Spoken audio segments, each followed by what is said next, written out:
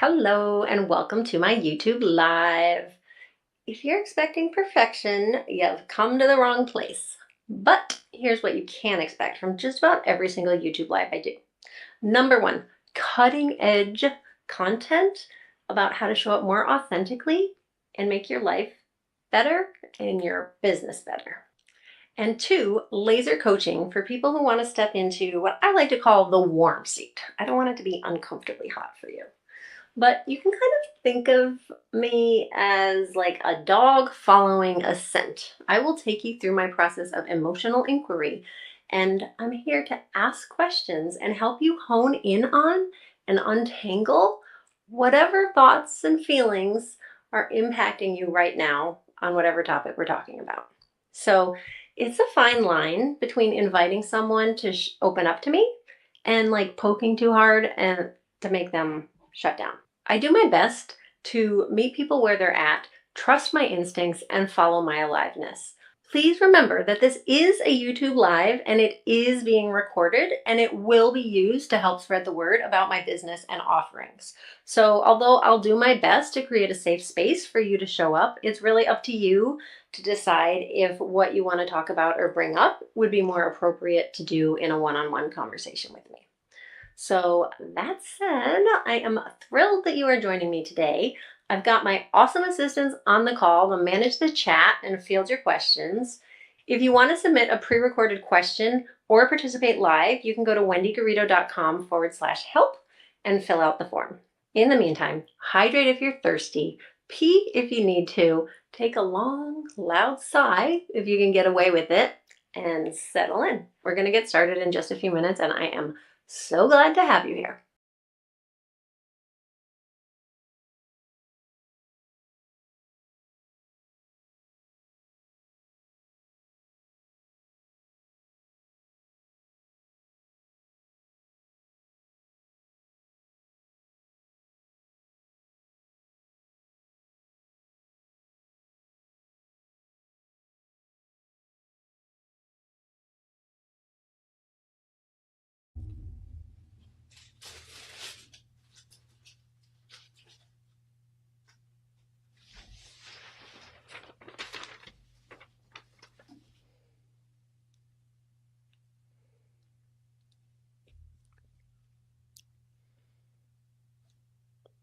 Are we live? Did I get distracted? You are alive.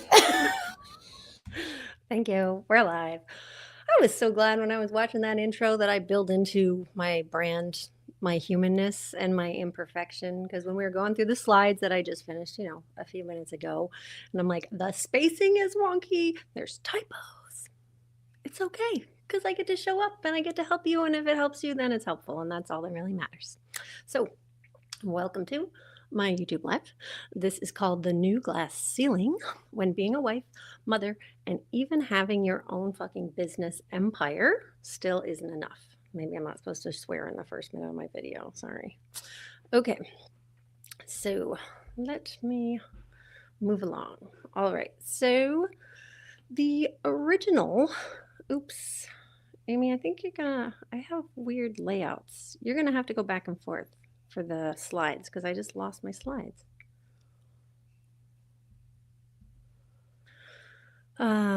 Well, the original definition for a glass ceiling has to do with the point that we get to when an unofficially acknowledged barrier to advancement in a profession, especially affecting women and members of minority groups.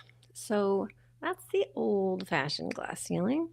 And what we're talking about today, and I'm calling the new glass ceiling, is an unofficially acknowledged barrier to advancement, not in a professional setting, but in our life satisfaction that is particularly affecting women and members of minorities. I copied that from the definition, members of minorities, which is weird. It would be women and minorities or members of minority groups. Anyway. Okay, so, but basically is this idea that like you should be happy with what you have, right? Like you've come so far, you've gotten so much, you have more than other people, therefore shut up and be happy with what you have and stop complaining, right? So it just doesn't really work that way. So, if you are someone who feels like you have it all and you feel like you're supposed to be happy, but something just feels off or missing from your life, you're in the right spot. So, I'm going to go through a list of things that might be true for you or not, and you can see which ones resonate. Maybe you feel alone when you're with the people that you're supposed to feel connected to. And by the way, most, not all of them, but the vast majority of these come from my own personal experience and some I've heard from others. But yeah, you're supposed to feel connected to the people around you, but you actually don't for whatever reason. And maybe some of the things that used to light you up still do, but then there's other ones that just really don't anymore. And you haven't really made a shift in your life to compensate for that. Maybe you love your partner, but deep down, you're also longing for something more, even if you're not quite sure what that is. Maybe you're feeling a little bored with your sex life, even if you do climax on the regular. And probably more so if you don't, you're probably more bored.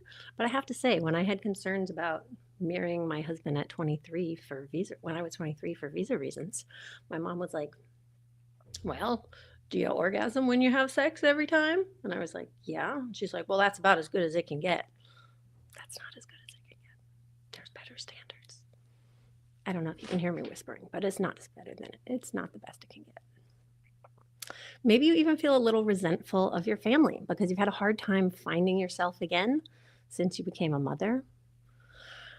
And you probably feel guilty at some level for complaining when you're so blessed.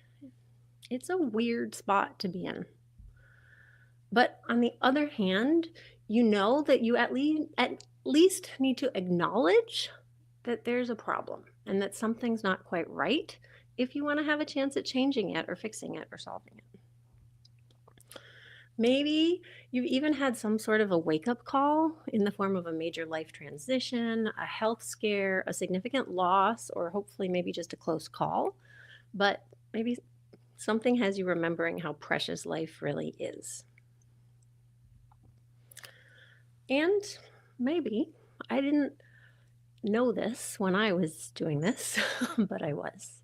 Maybe you've been in subtle denial, or maybe there's a part of you that's just been curious about different aspects of your identity that you haven't gotten to explore and you haven't given yourself permission to explore. But maybe it's starting to come at a cost and is taking a toll that you don't want to keep paying anymore. So this one makes me say that there's a lot of things in this slideshow that I don't know that I would have been ready to hear at many points along the way in my marriage. Like, I was so firmly entrenched in certain things that I don't know that I would have been open to these things. But then shit got broken up and things got hard, and I had no choice but to shift and evolve and separate myself, and then I discovered all of the beauty that's on the other side of it. So if you're here and you're watching this, chances are it's because you are maybe a little bit riper than I was at certain points in my life. And maybe this is exactly what you need to hear and is a good match for where you are right now. Because you probably don't exactly want to turn your life upside down, but you may have a feeling that you're really close to hitting your limit and you know that something has to change. So, if that's the case, well, welcome. You're not fucking alone. Even though it might feel like you're alone because maybe, I can see it either way. I could see either you're kind of the only person in your life that is feeling this way. I'd say that's how I was. I didn't have a lot of other entrepreneur friends who were also raising young kids, who were also in business with their partner, and like who also wanted to change things up. Like, I was really the only one in my circle. But I could also see certain people being in having a group, like a mastermind or their clients or their coaches who they do have closeness and connection with, who can also relate to some of this. But either way, no matter how alone you feel, I promise that you are not the only person feeling this way. And it's okay that you're not feeling totally fulfilled right now. Like, even though you feel guilty about it, even though maybe you really wanted so many of these things back in the day, and now you have them, and they just aren't quite enough, it's okay. And actually, to me, it's 100% reasonable and actually logical. So let me tell you why. To me, having kids, running a business, and being in relationships are often situations that can crystallize different aspects of our identity. Maybe I was thinking crystallizing because my son and I were just making tanghulu, which is melted sugar that you dip fruit in, and then you put it in ice water and it crystallizes and it gets really hard and it's like crunchy. It's good. It's disgustingly how it sticks on your teeth. But um but I was just imagining, like, if you have this tanghulu shape of a sugar strawberry, like sugar shape of a strawberry, but then the fruit inside changes shape, right? But you still have this external shell. And I think that a lot of our, like, having kids, it's like we're a mom, right? This is the shell. This is the identity that we're wearing, and we're doing it, and it fits for a while. And then we're like, wait, there's more to me than just this. Like, this, maybe this is a little too tight and constricting, or maybe you just, I don't know what the metaphor would be, but like, it's, you're shrinking and it just doesn't fit anymore, whichever way. Same thing with running a business. It's like when people are looking at us and expecting certain things from us that we have been giving them, it's so easy to feel stuck in that dynamic. And same with relationships. If we're not super specific and clear about the nature of those relationships. I'm not saying that these things have to be this way, but by default, I think they usually are. And I mean, besides the chaos and craziness of having young kids, it's easy to get stuck doing what used to make us happy or what we used to want more than anything, and then lose touch with who you are today and what you actually want now.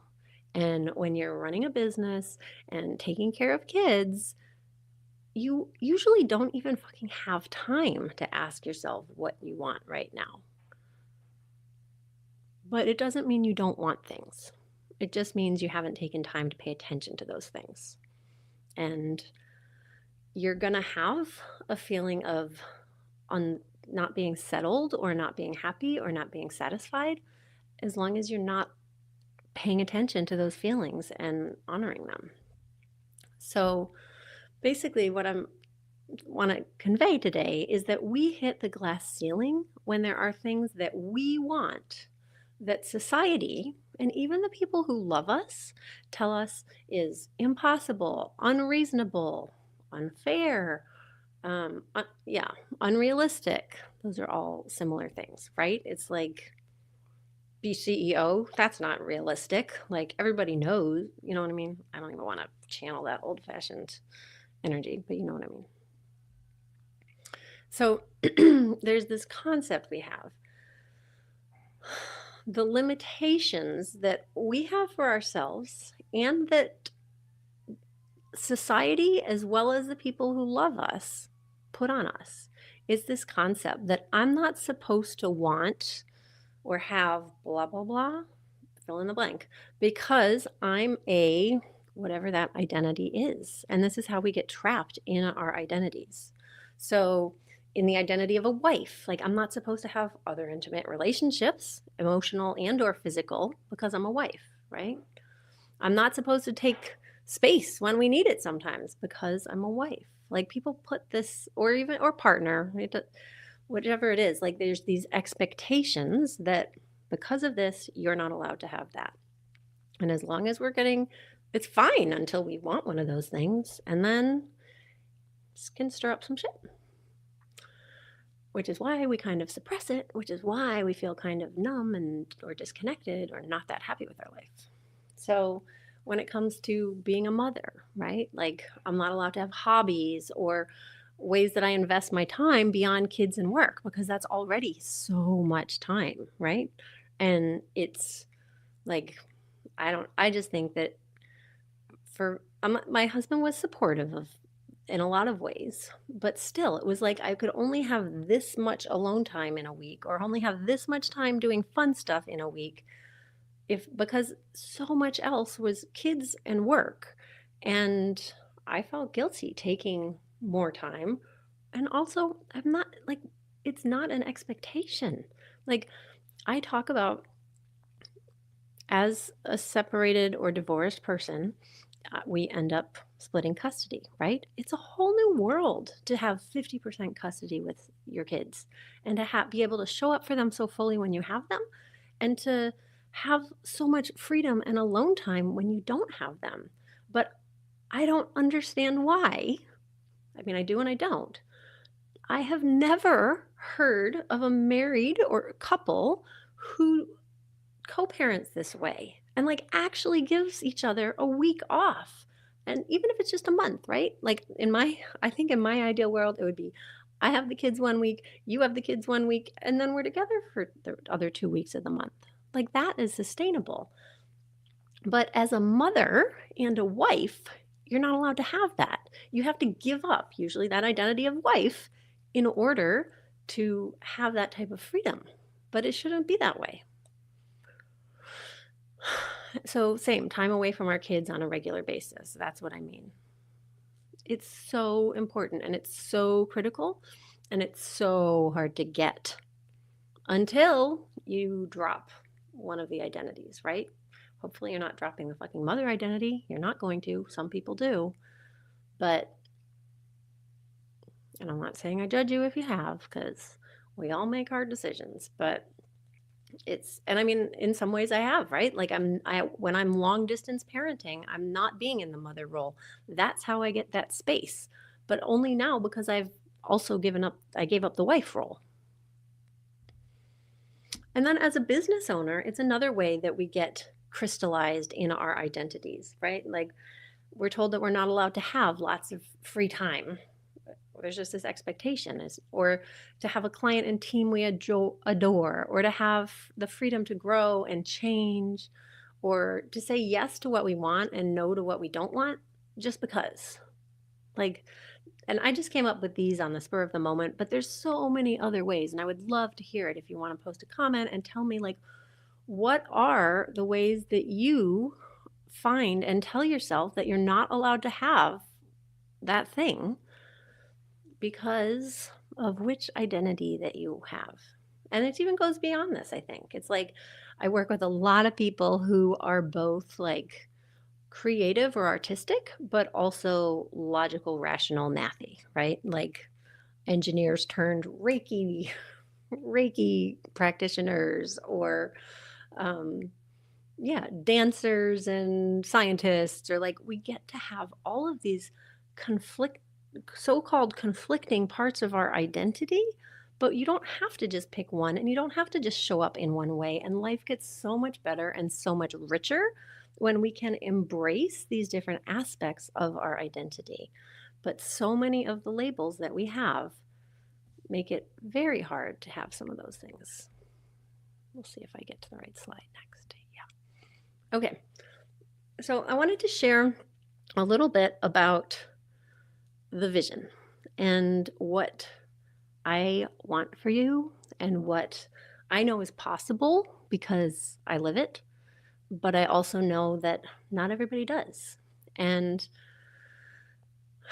like I'm going to go through a series of questions, and I want you to think about what is your answer to these. And not only that, but how do you feel about your answer to these?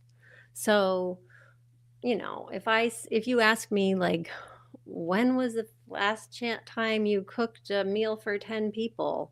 I'm like, never. And then you ask me, how do I feel about that? I'm like, fine. It's not something I want to do. It's not something that matters to me. Like, it's just not a priority for me. But if what I'm asking you is a priority for you and you haven't done it lately, then I just want to let this be like we're here to observe. It's easy to get in judgment or like feeling bad about what happened or wishing that things were different. And that might happen. You can handle that however you do. But the main thing is to just notice, because once I list off these things and once they're in your awareness as the ones that matter to you, that what you want more of in your life. Sorry, I guzzled a bunch of water to try to be more hydrated before I got on here, but it doesn't always go so well for recording video. So yeah, once you know this and there are things that you actually want, and you're going to be going through the rest of your day, your week, your month, kind of looking for that. And you're going to feel it a little bit more. It's going to be a little bit more painful when you notice that you don't have that. But that actually means that it's something that really matters to you and that you want it. And I feel quite confident that if you decide to make that a priority and you are committed to being authentic to yourself and staying true and all these things that we're going to talk about in here, that you can have more of those things.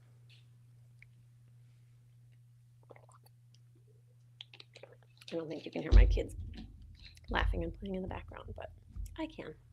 That's kind of cute. All right, so the vision. So I think of this as like, these are 18 measures of a rich and fulfilling life as defined by me in the last, today, when I made these up. So I'm not saying that they're all that there is, but there's some big ones for me that really, when I'm like, this, if I died tomorrow, these are like, I feel glad that I did these things. And it's a weird, like, how do you hold the like heaviness that can go with like thinking about if you died tomorrow, but also with the like power and lightness and possibility that it brings to realize that it hasn't happened and you get to make up how you want things to be to a large extent. When was the last time you laughed so hard your belly hurt? So, yeah. And I'm not exactly, it's not really a brag, but it's a celebration, I guess, that like I made this list based off things that I have done in the last couple weeks that have made me so happy and made my life feel so rich and beautiful. So I'll tell you if we run across one that I didn't do or haven't experienced, but I'm 99% sure that I made this list based on things that have happened to me, not just like lately, but in the last week or two. Laughed so hard my belly hurt. When was the last time you spent the day in bed with someone you love? Itchy. Or gazed into someone's eyes for hours in a day. And again, maybe you're like, I don't care about eye contact. Great. Don't worry about it. What are the ones that you do care about and that you do wish that you had more of in your life? When was the last time you sobbed into the chest of someone who loves you dearly about what's heavy on your heart? Not only did I get to be the sobber, but I was also last night the sobby with my son sobbing on my chest, and it was so sweet.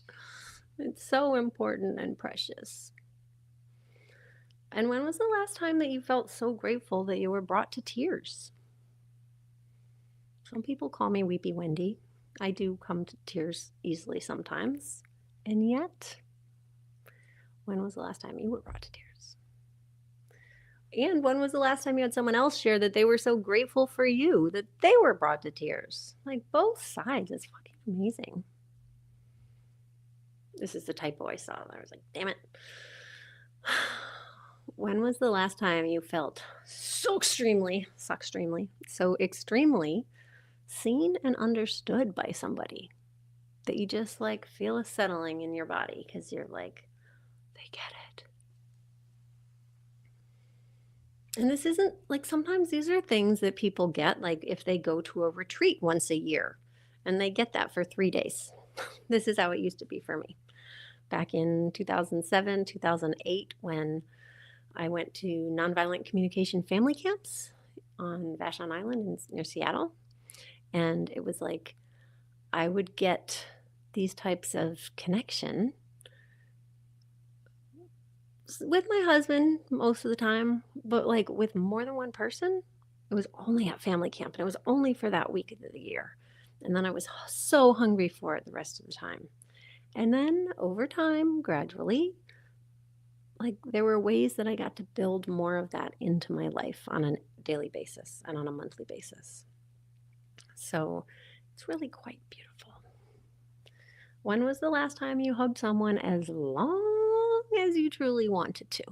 Maybe you're not a big hugger. Maybe you are. Don't get me started on weak huggers.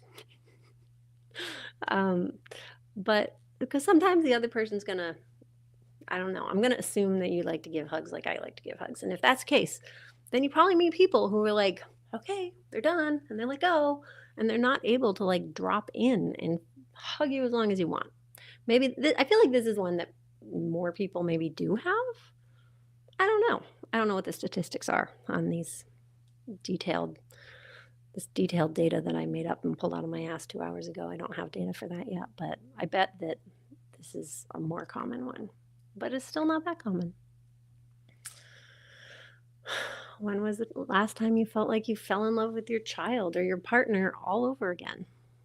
I have an article on Medium about falling in love with my son all over again when he was 4. And he's 9, and it feels like it happened again last night after a little standoff and hard conversations. But it happened again with my partner too, like last week. It's really beautiful. When was the last time you got lost in a moment of physical pleasure that wasn't having sex? Maybe it's standing under a waterfall, or I suppose going pee could count. Sometimes it feels really good.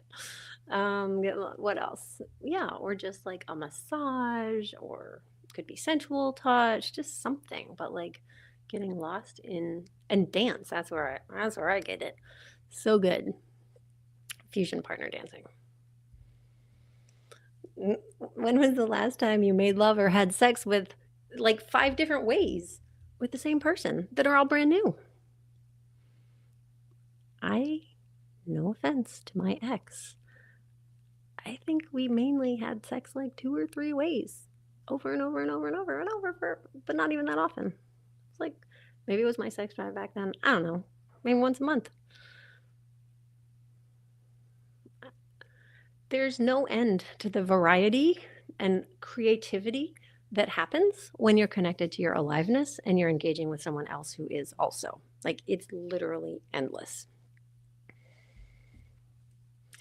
When was the last time you felt the exhilaration of going really fast, like on a boat or on a roller coaster, or ideally something legal? I guess this is one of the ones that I didn't do in the last couple weeks. Did I? I mean, sometimes I was trying to get to, sometimes I like to accelerate quickly on the highway, but I was staying under, within 5 miles of the speed limit. It wasn't so much exhilaration there, but I certainly have in the last couple months. When was the last time you went to sleep at night with the feeling that your body was well used for physical labor that you feel proud of having done? Like maybe it's cleaning out a house, maybe it's building something, maybe it's moving something, but like really using your body in a way that makes you feel more alive and connected to your muscles and to what they're there for and how they serve you.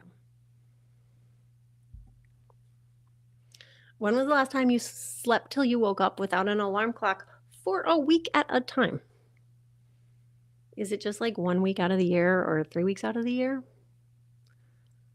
The only thing is I used to set my alarm clock. When my kids were homeschooling, the only thing that I would set my alarm clocks for were pickleball and shit, what was the other thing? I blanked. Maybe work calls or school. Maybe it is just pickleball and school. I think that's mainly all I ever set my alarm clocks for. But I have quite a bit of flexibility where I just sleep in till I wake up, and it's very nice. When was the last time that you felt so safe with someone that you let your walls down in a way that you never have before? And I'm not saying you have to get overly vulnerable, but where you actually feel safe enough that it doesn't quite feel so vulnerable to do that. It feels safe and okay to do that. It's so powerful. And it's how we like get to explore new aspects of ourselves, I think, and get to know ourselves better. When was the last time that you would say that you discovered a new aspect of your identity? Like, honestly, this is one of the questions that I was like, when I was married and with small children and running our business, I don't even know if I would have even known what that meant. I mean, I guess I knew that I had an identity as a mom or an entrepreneur, so I discovered a new identity as my mom, as a mom. But I just since then, like in terms of my like gender play and gender identity, in terms of my like I don't know how to explain it. Like different parts of me that come out in different relationships or with different circumstances, and it's really fun to get to know myself better that way. This is a weird question, but I've really gotten kind of hung up on these in the last couple months, like thinking a new thought, because we just fucking think the same thoughts over and over and over. Oh, I don't want to go to work today. Oh, I got to go to work today. Oh, like, when was the last time you thought a new thought about your life? Because those are important, life changing, in fact. And then this is the one that's kind of heavy, but also important. When was the last time you checked in with yourself and realized that if anyone close to you were to pass unexpectedly, that you feel at peace with how you're spending your time and you're interacting with them? At how you're interacting with them. And not just with one person, but with like everybody in your life. Do you feel good about how you're showing up, spending time, and interacting with the people in your life who you love and matter to you? You know, just some light conversation topics, as usual. Okay, that was part 3. This might be a shorter live than we have sometimes. We'll see how it goes. The way out. So, when I look at like what are the ingredients or what's the secret to living a more alive and inspired life that's gonna last that way, where it's not like you're like, oh, well, now I think this is gonna make me happy. And so you go and do that. And then you're like, well, shit, I feel just as bored as I used to. Now what am I gonna do? Like, as, or where you just stay unhappy in it, I really is where it is. Because to me, it's really about embracing our growth and evolution. So, if you embrace the fact that you are ever evolving and that you are never going to just be happy with one thing for a long time or something in a particular way, and that that's okay, like that's really important, because otherwise, like the fact is that we are all like we are living creatures. We living things grow. We are growing and changing. And the more we resist that, the less happy we tend to be. And if you pretend that you're not that way and you just keep hoping that the next thing is going to make you happy for good, you're just going to keep being disappointed. So you have to really recognize and embrace the fact that you are growing and changing. And not only is that okay, but it's a great thing. It's what makes you feel alive. It's, in my opinion, what keeps you on your soul aligned path on this planet. But only if you embrace that and then start stepping into more authenticity in all aspects of your life. Like, you can embrace your ever evolving nature, but then pretend that you're not like that, or be too afraid to actually show up for that way. So, as you step into being more true to yourself, and then making like embracing your ever evolving nature, then tracking, who am I now? What do I want now? And then following your aliveness, which means like taking action, speaking words, um, following through and being open to creating the things that your heart is calling you towards.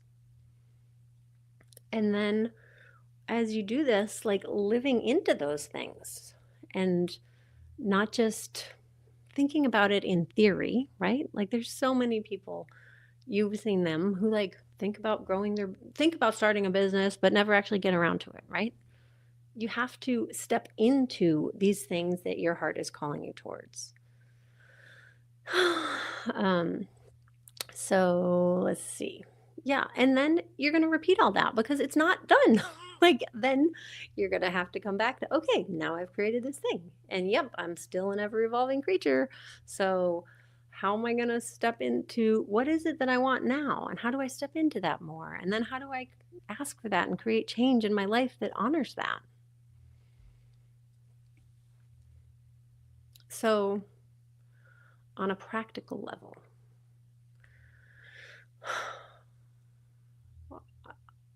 well, I'm distracted by the fact that last time my slides were so perfectly timed and just the right amount of, like, it was an hour and a half perfectly.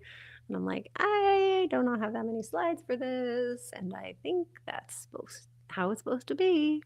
So we're getting close to the end of the slides that I have prepared.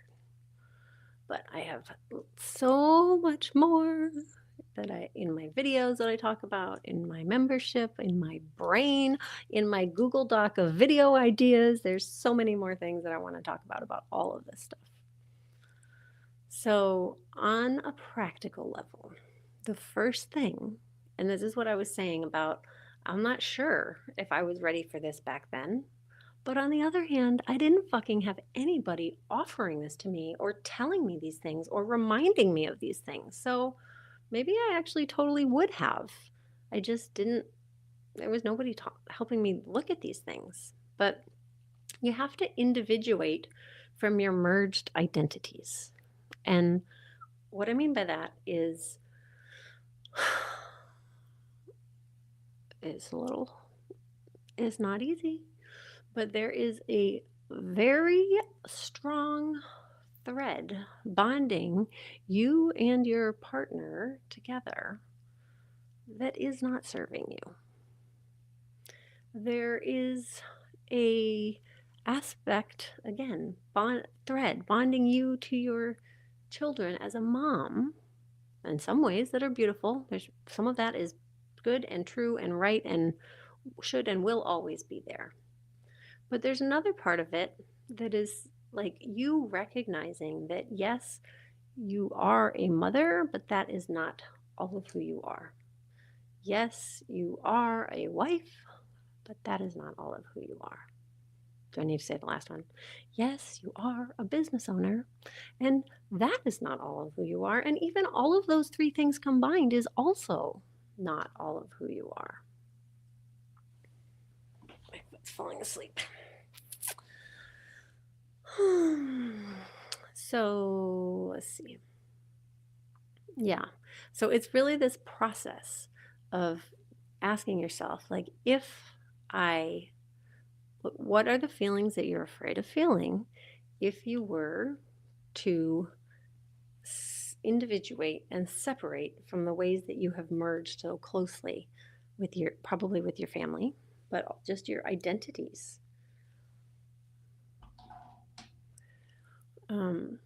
And so that, well, I'll get into it in a second because here, number 2, in order to do that, you have to connect to your body. Your body, your instincts, are what will guide you out of this and what will guide you forward. But you have to slow down enough to tune in and to feel them. And you also have to trust it and follow it. So as you separate out from this is this person who I love very much, and this is me, and we are actually separate people who have separate needs and desires. And this will get into number 3, unraveling your codependence. But you are not responsible for their happiness and well-being. You are responsible for your own happiness and well-being. Yes, you're responsible in part for your kids' happiness and well-being, for sure. But when it comes to your partner, they are, whenever anybody says, I'm a grown-ass adult, I'm like, do grown-ass adults really use the term grown-ass? I don't think so, but they are supposedly, evidently, probably, hopefully, a grown-ass adult. And whether they are or not, you are an adult. I'm not going to say grown-ass, but you are an adult. And so your body signals do not tell you what is right for them. They tell you what's right for you.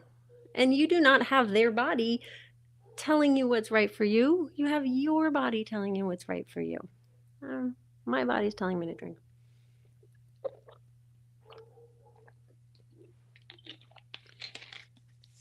This coconut water is so expensive and so good. Yeah, it's so tricky.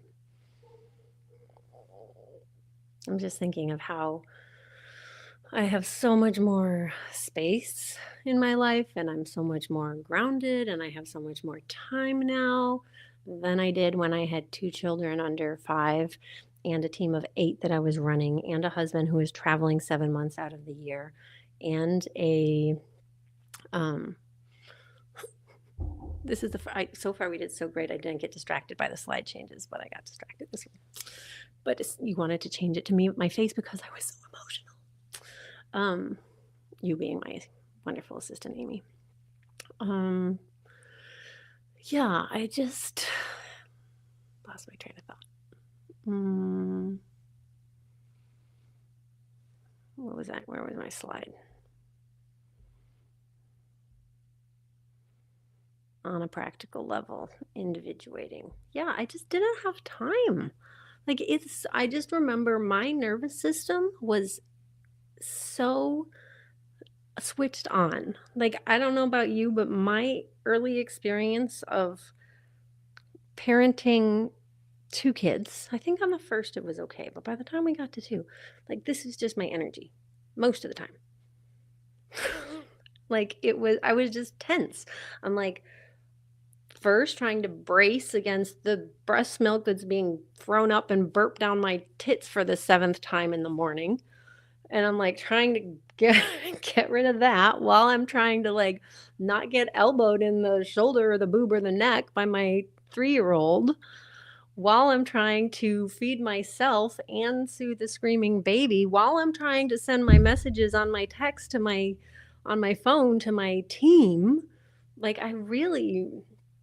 it makes me sad to think of how stressed out I was back then and how I didn't really know. Also, I had undiagnosed ADHD. I had severe, like, executive functioning brain issues. I'm a University of Chicago graduate who scored in the 33rd percentile on memory because when I took these like vestibular functional neurology tests, and I was afraid they weren't going to find anything wrong with me. And then 33rd percentile. So I was not functioning well, and I didn't know it. And the only thing that I knew was what relief felt like. And in this case, in my life, it was like I liked being at the camp community that we were part of. There was one person in particular that felt soothing on my nervous system. And that was the person that it ended up seeming like we were going to, like, all of the conversation about opening up our marriage and being poly, all of it was about this one person. But of course, It was never about that person at all. It was all about me. Nothing has ever happened with that person ever since then.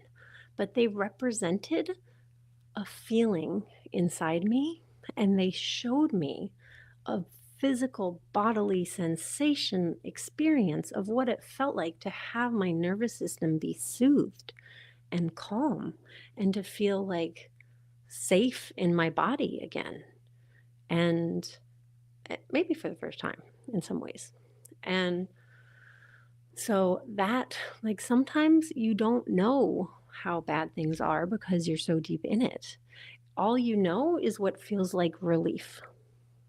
And it's a slippery slope. I'm like, what about, oh yeah, go get high on heroin. That feels like relief, right? I have to think through that more on what, um, that's not what I'm talking about. There's a different type of relief.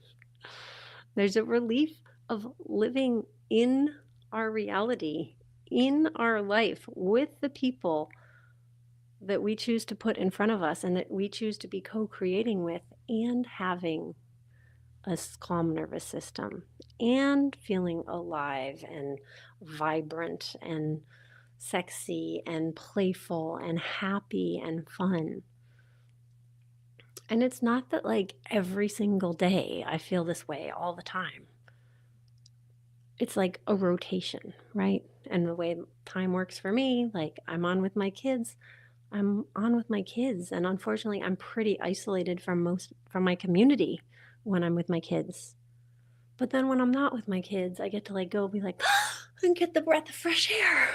That happens by going to my place and being with my people and catching up on my work and all these other things that are important ingredients or like nutrients in my life. And it's like, sure, you can go a while without having some, what's an example? Vitamin C, vitamin D. But like eventually you need to get some.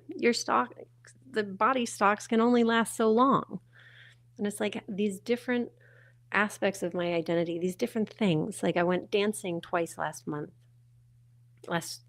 2 weeks ago, for the first time in like 3 or 6 months or something. Like I so desperately needed that. And so it's not that you have to like change everything or necessarily give up anything, but it's like, how do you add ingredients? How do you add the nutrients to your life that you have been deprived of? And probably not through any fault of your own, probably not through any fault of your kids or your partners or your business associates, or maybe it is partly through some of their faults. But like, it's up to you to figure out where are you going next and what are you doing with it. And I lost my train of thought, but you get the idea mostly, I think. I'll see if I have more on that. It's funny how things happen like that. Okay, let's see. So, unraveling your codependence. Now, this is a topic that I never tire of. And you should know that I have a different, I would say a more subtle definition of codependence than most people do. And I see it showing up in more ways than most people do. I think a lot of the ways that we are codependent get celebrated and kind of glorified by our culture. My foot's not asleep anymore. Now I have to reposition again. My lamp didn't break. Note to self, put your lampshade on properly. Okay, so unraveling your codependence, because this is really so deep. This is what like you can't really individuate from your merged identities, even if you're connected to your body, if you're still stuck in your codependence. So the way that I look at this is this going to work? Yeah, that'll work. When we have a codependent dynamic with someone, which means that I define it as when we're avoiding saying or doing something reasonable because we're afraid of how the other person is going to react. That's one of the definitions that they put in, that was in the book called Codependent No More, that I loved. And it's the definition that's been really helpful for me as like a guiding post, measuring stick. Like, is this reasonable? Subjective, of course, but like, is it reasonable? Yeah? Okay. Am I afraid? Am I not bringing it up because I'm afraid of how they're going to react? Yeah. Okay, then that would be codependent. So maybe I should change that. Like, maybe I need to remind myself that it's okay. That not only that it's okay that I'm going to share this thing that might be hard for them, but this is the part. I don't like mixing metaphors. Nip it in the bud was like plants, whereas putting out a match on a fire, you let me know if you have a better suggestion for this. But would you rather just, it's so much easier to just put out a match when something is small and it's just started than if it's had time to grow and become this big raging fire, right? And so through my through my vast relationship experience in the last few years, not vast, but like a few major relationships, I've learned that putting things off, like avoiding trying to hurt people, hurts them more in the end. And it hurts you more in the end because it creates more drama in the end because you've let them live longer with this false belief or assumption that then hurts more when they find out that it's not true. So for me,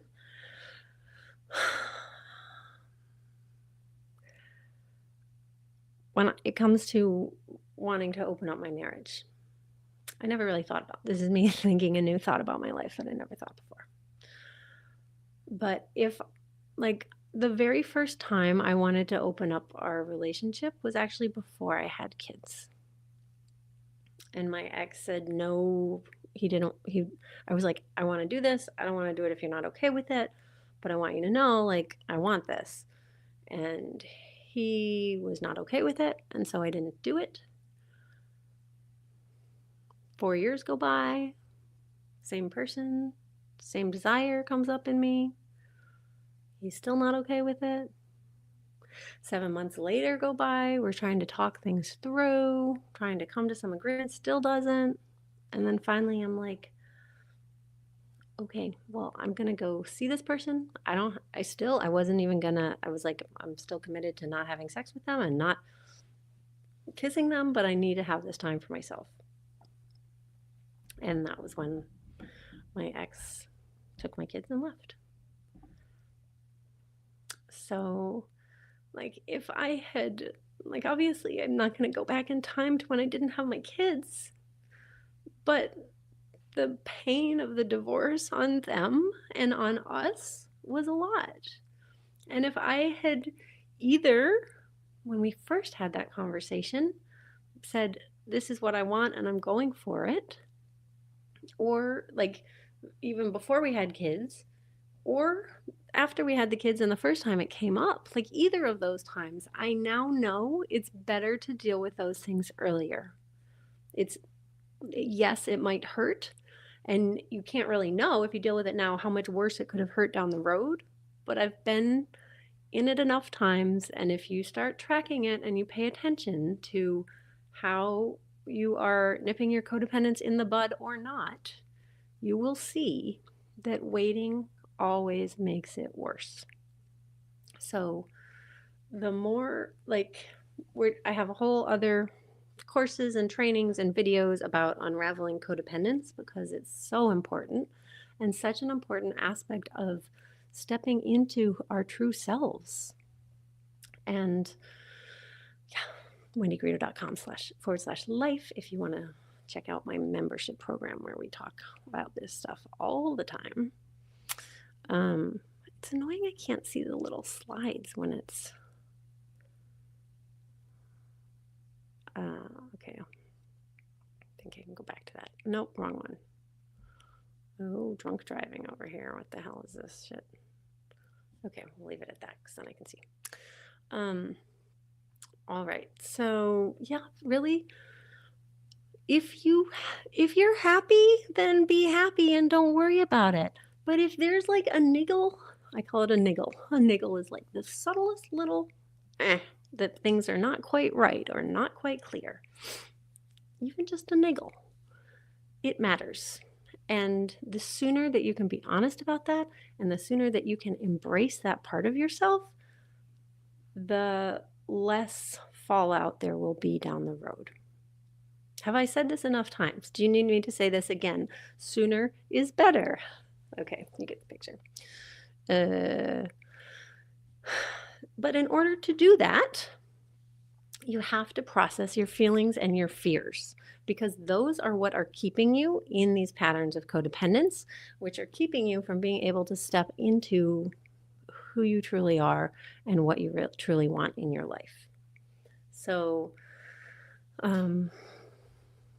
yeah, processing your feelings about what isn't working for you, about maybe it is also processing the positive feelings about like, oh, I met this person at this place, or I went and I did this thing and it made me feel this way. And it made me realize that I haven't felt like that since such and such time. Like, you need to process those feelings that are keeping you from being able to speak up and be honest with the people you love about what it is you truly want. And part of this, unraveling the codependence, means that having faith and stopping disempowering the people that you love. So here's what I mean by that. And I got all of this is from the book Codependent No More. But and it took me a while to realize, to like really wrap my brain around this. But when we are being codependent with someone, we are telling ourselves and them, well, they couldn't handle it if I did what I really want to do. Like, that would be devastating to them. In my case, I was worried that are they gonna kill themselves if I ask them to move out of my house? Like, that was our house. That was a legitimate, I did a whole Tim Ferriss's fear setting process to help me like unravel those fears and worries, because I really didn't. Like, I really was, we were both convinced that my partner needed me in his life and wouldn't be happy without me and couldn't get by with, like, it's, in some ways it's sort of arrogant, but I think we all do it. But really what it is, we're disempowering the other person. We're saying, I don't believe that you are capable of getting by without me. I don't believe that you are capable of doing these things that I am doing for you. Where else in your life do you tell someone, I don't believe that you're capable? Like, it's not a positive message that we send people. And I feel like if you're watching this video, you probably are not someone who goes around telling your employees, I don't believe you're capable of doing this. I don't believe you're capable of doing that. But for some reason, we do it to our spouses and our partners and our kids all the fucking time, and our parents all the time.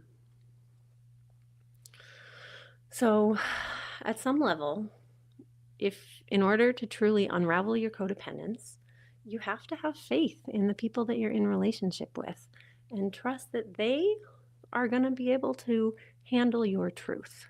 And if they can't, then this is how they are going to develop those skills that will help them be able to handle situations like this. Because not only are you keeping them from doing a thing, you're keeping them from practicing and getting better at doing that thing, because you rescue them, or you're doing it for them. Or in my case, like, not that I was doing something for him, but like, I wasn't giving him the opportunity to find out who he is without me. So part of unraveling codependence, I'm going to go back to the other slide. Like, first of all, when we're aware of it, where are we holding back, avoiding doing or saying something reasonable because we're afraid of how the other person's going to react? And let me tell you, if you have a successful business and you have kids and you have a partner who loves you, whatever you fucking want right now, it's not unreasonable. That's my guess. Send me a message and I'll let you know for sure if you want to be more specific. I don't think it's unreasonable. You have to process your feelings. You have to have faith and stop disempowering the people you love. And you also have to stop blaming the other people in your life. And this can be a tricky one because at some level, it really can be their fault. And also, at some level, it can really feel like it's their fault, even if it's not entirely. But at the other level, you don't get to change them. That was the other thing that from Codependent No More was the subtitle was something about how to stop controlling other people and start creating your own happiness or something.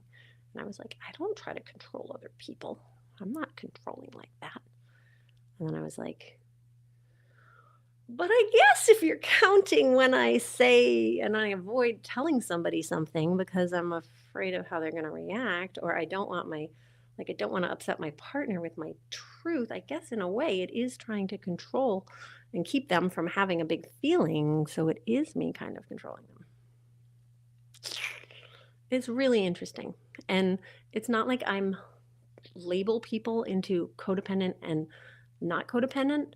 We are all have threads of codependency that we need to unravel, in my opinion. I think it's part of our culture and societal expectations and our familial expectations. Like, I had no idea how much codependence there was going on when I was a child. Turns out quite a bit.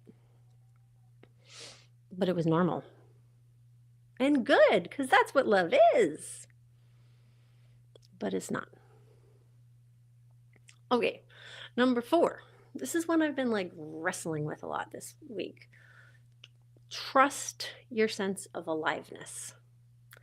But then I really, in general, I hate when people are like, trust but verify. You know what I mean? Like, if you're on a new date or something and they're like, oh, trust but verify. I'm like, that's not trust. So I actually don't like that term in general, which is why it was kind of fun to use it in this case. But when it's about your sense of aliveness, and this is something that I think there's always nuances that we can lean into this more. Nuances in which we can lean more into this. So I get distracted with thinking about the people who do appreciate my attention to grammar, and then the people who it drives them nuts that I don't pay more attention to my grammar, and then I got sidetracked. But anyway, okay, so trust but verify your sense of aliveness. So if there's something in you that is saying yes to something or wants something, like, I want you to trust it and go after it and do it. And if there's something that you feel that is like, nope, don't want that, that doesn't feel good, definitely not, like, you also need to trust that and like listen to that. But I guess by trust but verify, what I kind of mean is like listen but verify.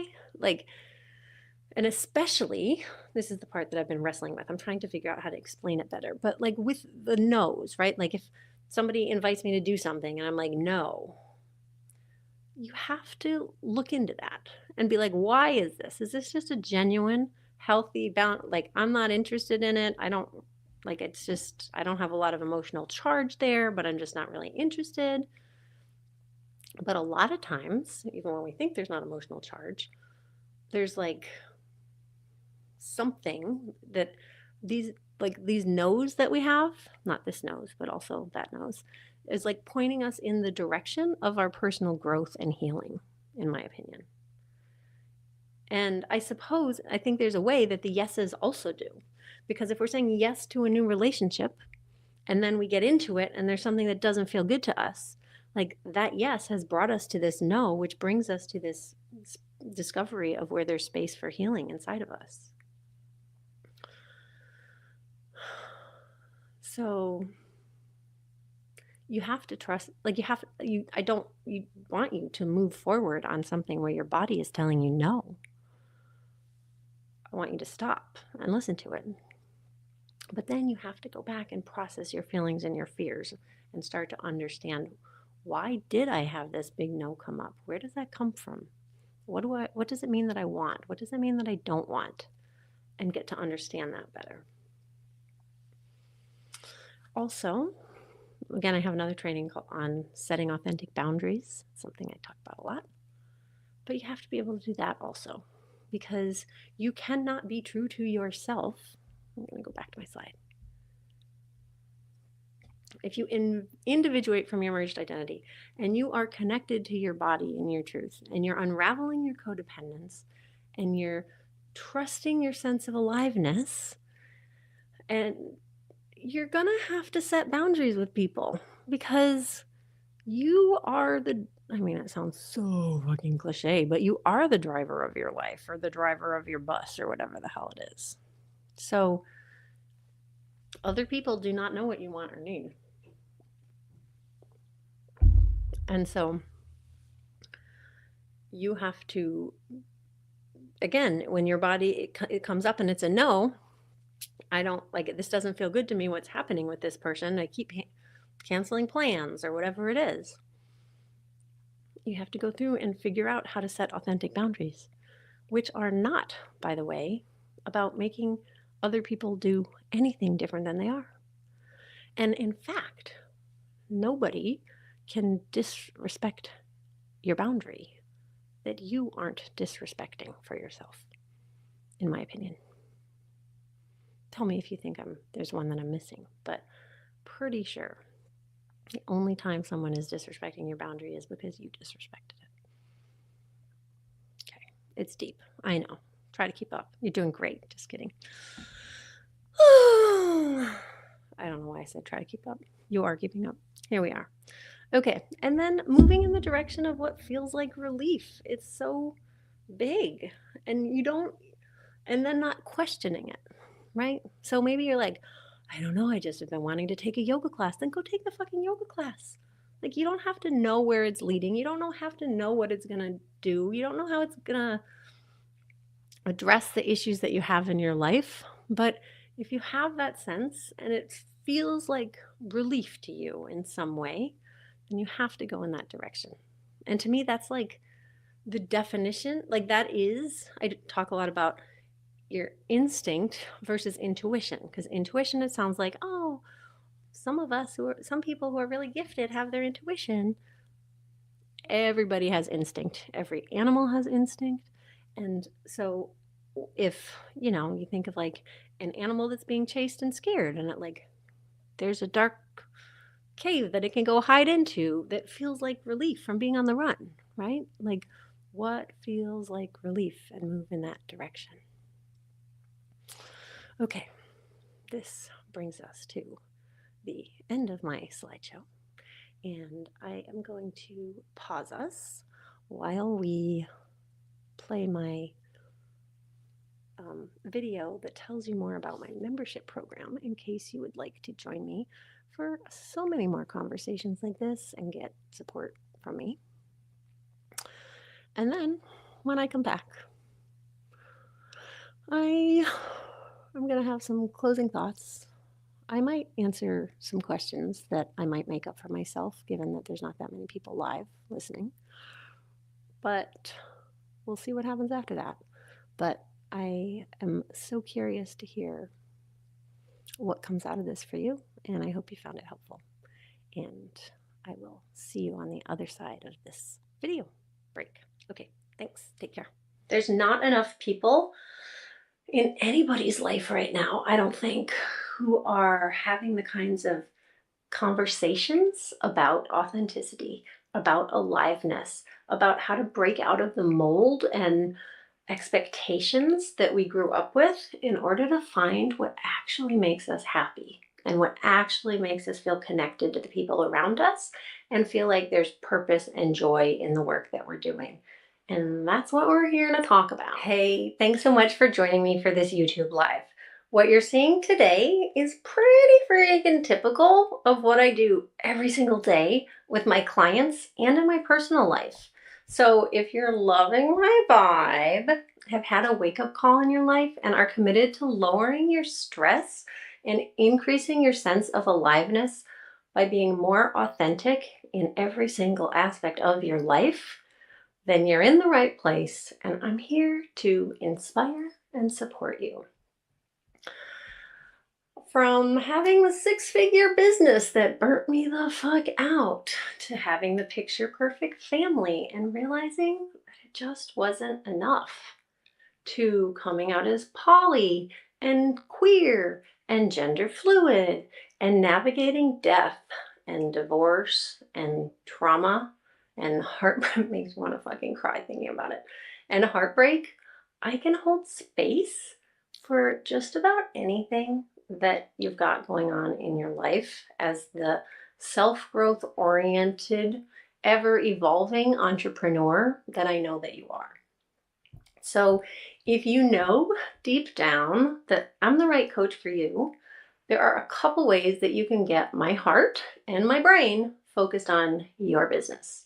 So to participate in this or future lives, you can go to wendygarrido.com/help and submit either your pre-recorded questions in advance or fill out the form to be a live guest. But you know as well as I do that there's nothing like ongoing support on an everyday basis to help you really implement lasting change in your life. So that's why I wanted to take a minute to tell you about my membership community for people like you who are bound and determined to create the business and life that you want on your own terms, in your own way, by being true to yourself, despite whatever insanity is happening in the world around us. So this is for the entrepreneur who has checked off enough of the boxes that were supposed to make you happy to realize that that kind of happiness is fleeting, if you feel it at all. So this membership community is a place to slow down and take stock of what truly matters to you and get inspiration and practical strategies to build a life in the direction of your heart's calling. The membership community is called the Get Sold Life Membership Community. And unlike just about every other membership program you'll find on the internet, it's designed so that I can get to know everyone in it personally. I want to know you well enough to be able to celebrate your wins and help you face your challenges from the perspective of someone who knows what you've been through and who gets what it means for you to be there. So that's why I'm only opening up 10 spots per month, and every single person who joins is going to have a 90-minute one-on-one welcome call with me where we can get to know each other and drop in at a deeper level in a leisurely manner. So this is not going to be a huge membership where you feel lost in a sea of 1,000 or 5,000 members or however many people have. This is a place to get support on both an emotional and practical level in your business and in your personal life as you get to discover new aspects of yourself, build deeper relationships, spend more of your time and money in alignment with your deepest values, and wake up feeling more and more alive every single day. So as a member, you'll get behind the scenes videos of me talking about my business and personal life every single week, so you can see authenticity modeled in action. I'm a work in progress. My business is a work in progress. My relationships are ever evolving. And any coach who doesn't acknowledge that that's actually true for all of us is probably feeling challenged themselves by surfing the inevitable waves of change that happen in life. Because no matter what accomplishments you achieve, you're always going to be wanting something more and something different. It's the nature of growth, and it's the nature of being human.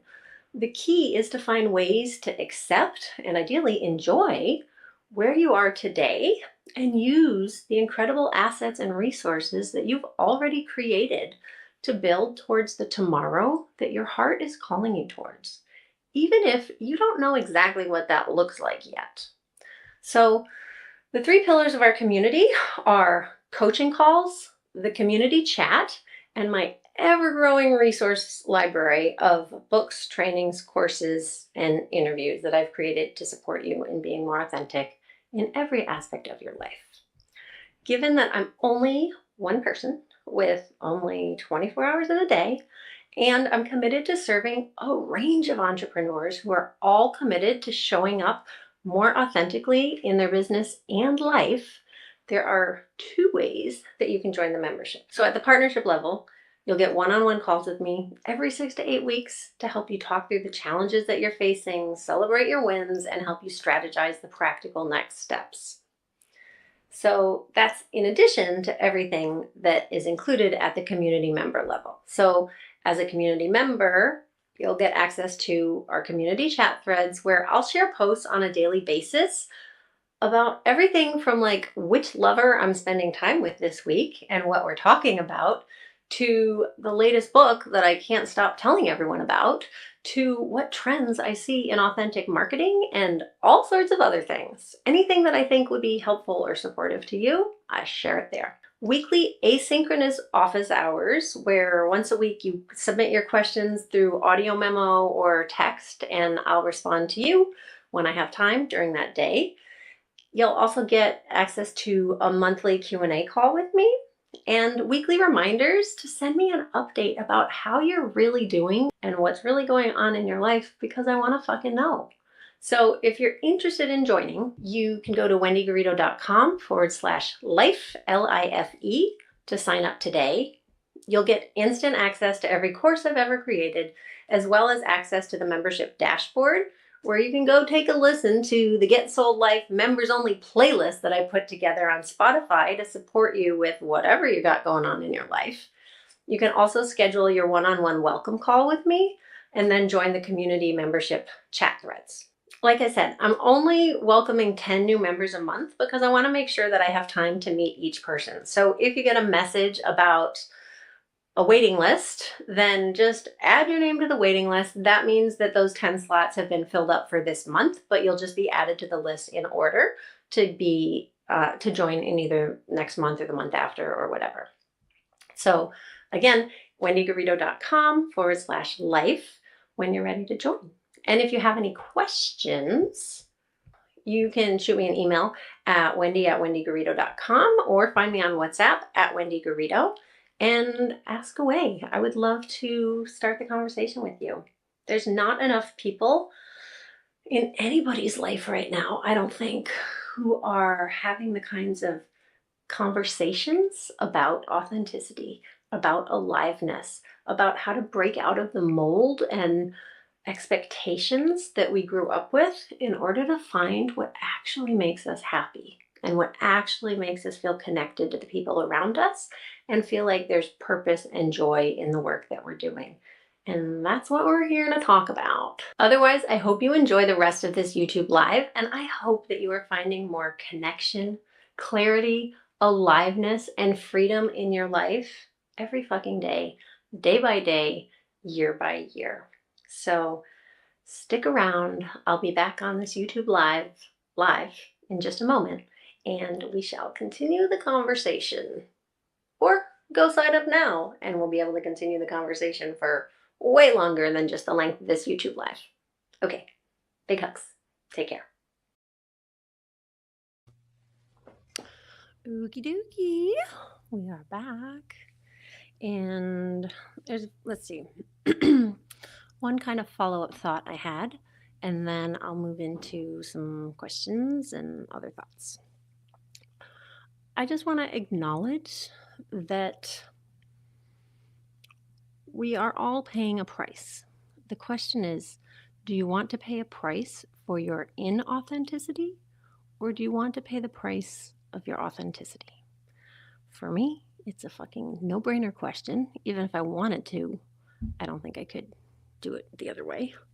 But that's the reality. Like, I am not stepping in the direction that feels right and good and true to you. I wish I could tell you that it's all going to be sunshine and roses and cupcakes, but it might stir some shit up. Things might get hard for a little while. And no matter how hard things have gotten, and they have gotten very hard for me in the last 4 to 7 years since I separated and started my divorce 4 years ago, they've gotten hard. Never once have I regretted the choice. And on a daily basis, I am so grateful and so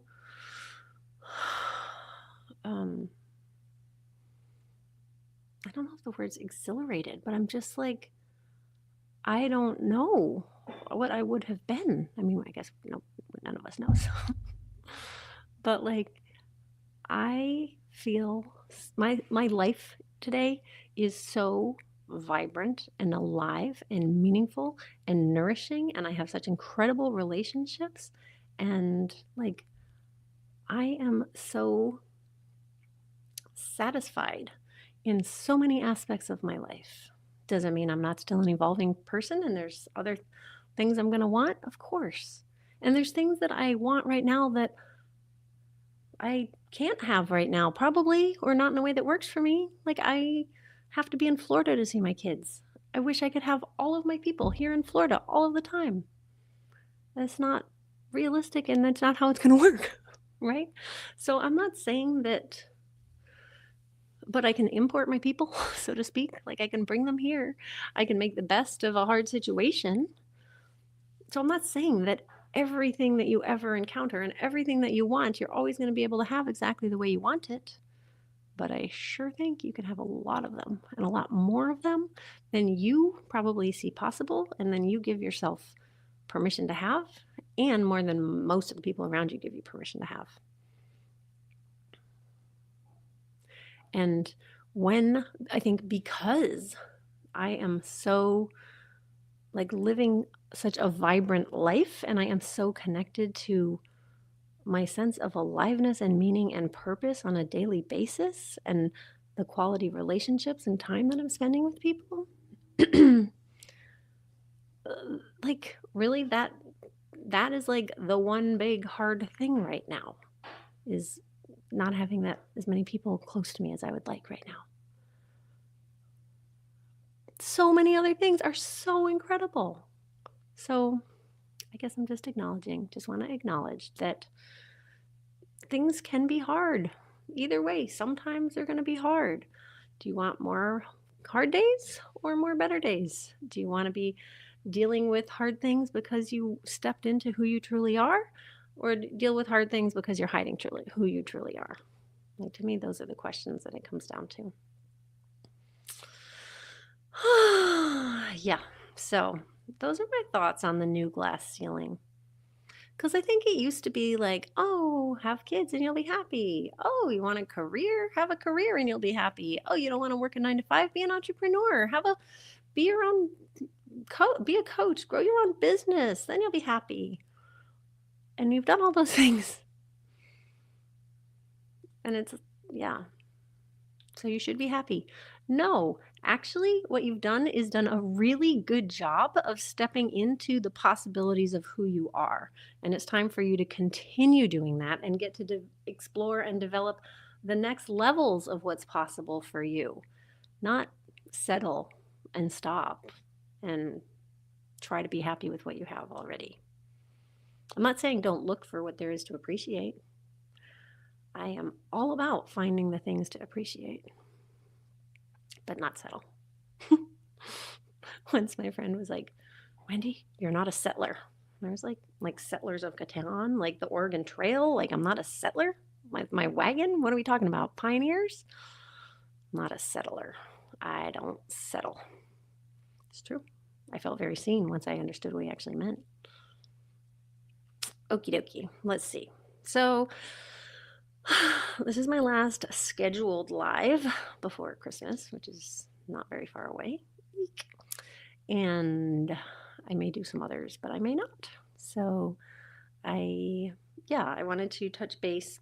My last live, has it been a month ago that we did that already? Damn.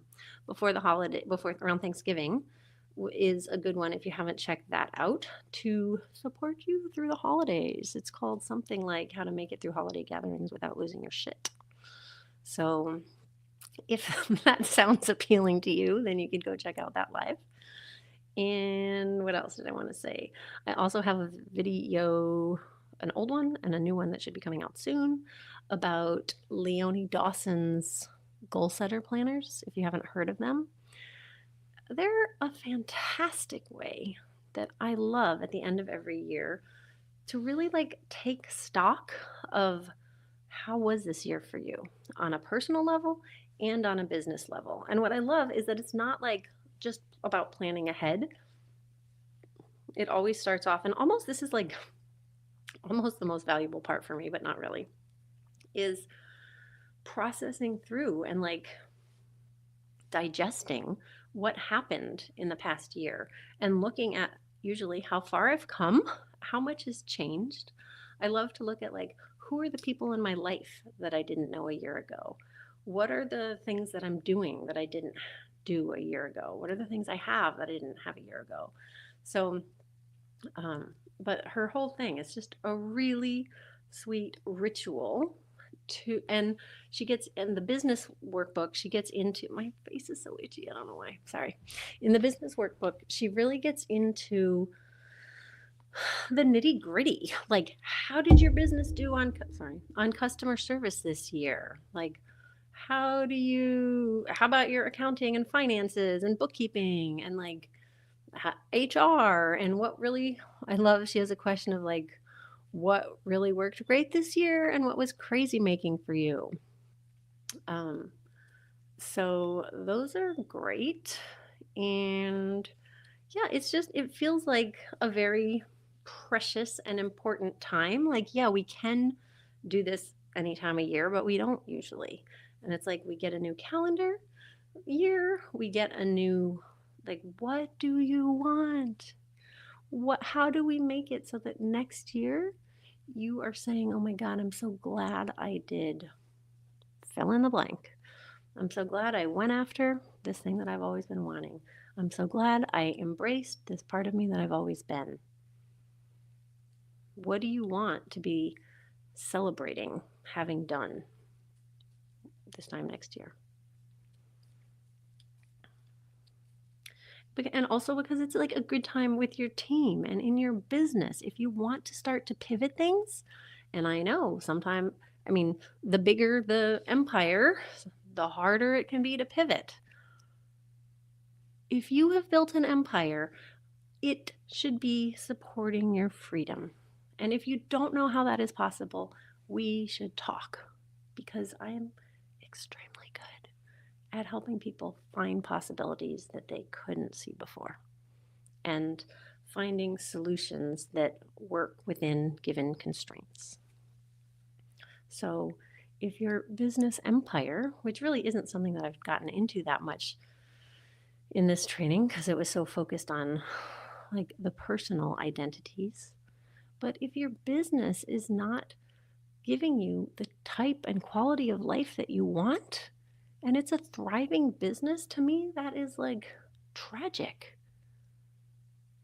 And it doesn't have to be that way. If you have all of these skills and resources and experience and assets, it can get better. But it won't change unless you do. You know how that goes. Let's see, what else? All right, the only other, let's see. I just wanted to touch base. I mentioned the NVC family camp that I went to. NVC stands for Nonviolent Communication. And if it's not already published sometime soon, I will have a video about the what Blinkist got wrong on the Nonviolent Communication book. So you can like go to Blinkist and read the 15-minute summary of the book and then go watch my video and get all of the important details filled in that weren't in the book. But to me, nonviolent communication really is looking at like how do we relate to the humanness inside of us all? Like no matter what our backgrounds, we are all human with the same feelings that we can feel, the same needs that we have. And when we can relate from our shared humanity, even with our kids and partners, we feel more connected. And I think that being at that camp gave me such a taste for what it feels like to be seen and heard and understood. And it helped refine my skills for hearing and understanding and reflecting back to people how I imagine they're feeling and helping them deepen into the feelings that they maybe haven't even given name to yet, but have been like sitting inside of them. So, um, and it was for families. Originally, I went because we were publishing a conscious parenting magazine at the time. And we thought, and they had reached out to us to advertise in our magazine because it's a family camp. And we thought we were going to go and interview people beforehand and interview people afterwards and write a story about how family camp changed their life. And then family camp changed my life. we we went at the beginning of camp and we ended up staying for the whole entire week. We never left. We never even wrote the article in the end, but it was just like such an experience of being in community, in a group. I until that point in time, I had never been in a group and felt more supported to be true to myself. I think I had always felt like I have to like shut down or minimize parts of myself in order to fit into a group. So it was very empowering and exciting and inspiring to, and also I like, seriously, I think that I have my like, what's it called? My appetite for deep emotional human connection in a day is like 6 to 8 hours. 12 is a bit much for me. Not that much. But like I can easily, most days, go back to back, deep connected conversations 6 to 8 hours at a time. And that was something that I just got so much of there. It was so great. I just go from, and I'm like walking to the bathroom and I run into somebody else and then I sit and talk and have a conversation with them for an hour about what's going on for them. And it's just, it was so organic. And I think it helped like just organic connections that would happen. And I think it also helped tune me into my sense of aliveness, I would say, and helped me recognize like the yeses that show up in my body or the no's that show up in my body. And the word niggle definitely came from family camp. It's kind of a weird word. I don't know why I haven't used it more lately, but I love it because it it gives credence to small feelings that can be passed off as insignificant but aren't. And I think now I often kind of think of it as like a fly in my head sometimes, like I'm distracted by something and so I just have to like say it in order to help me be more connected and be present in the moment.